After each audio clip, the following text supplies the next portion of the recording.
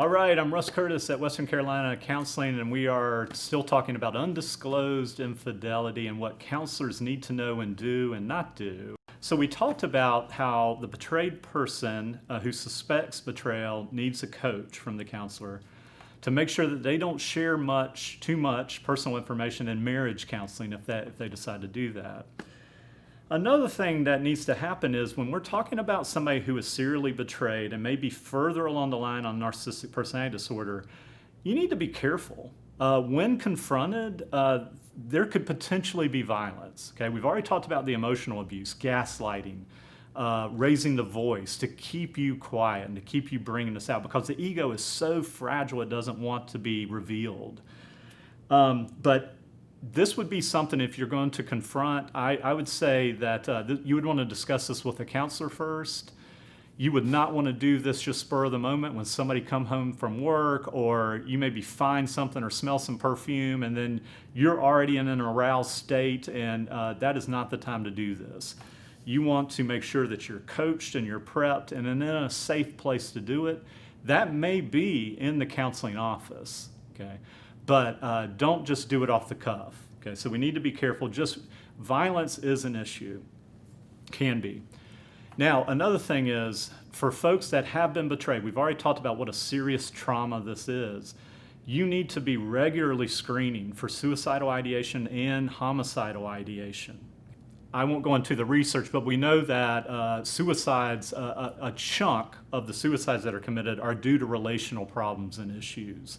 We can't say specifically infidelity, but I suspect that adds to it. So we need to make sure that we're checking very carefully and monitoring for anxiety, depression, also behaviors that could get the client in trouble.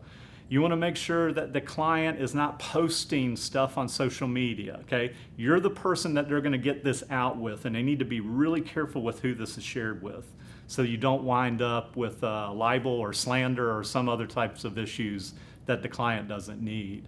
No posting on social media, and monitoring for behaviors that could also affect, such as this might be a time when somebody decides to have their own affairs, and then that can just make matters worse. I'm talking about the client, or really get into drinking a lot or using substances.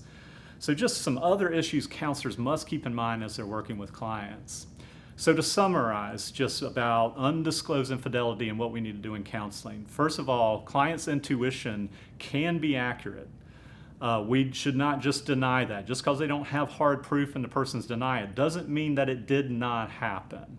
Also, asking the person to go to marriage counseling could be akin to asking somebody who's been abused to do counseling with their abuser.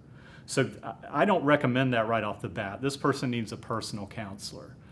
The person who is doing this, we've already talked about, they're going to deny it and not admit it because of the face threat, because of their cognitive-based self-defense restructuring. I don't know that I've got those words right. Self-defense-based cognitive restructuring. And that they just don't want this to get out, and to where most people can admit to mistakes and be vulnerable and just accept the punishment. This is incredibly hard, especially for somebody who's serially betrayed. So we need to be careful as counselors, but we also need to be very aware of what we need to help our clients with.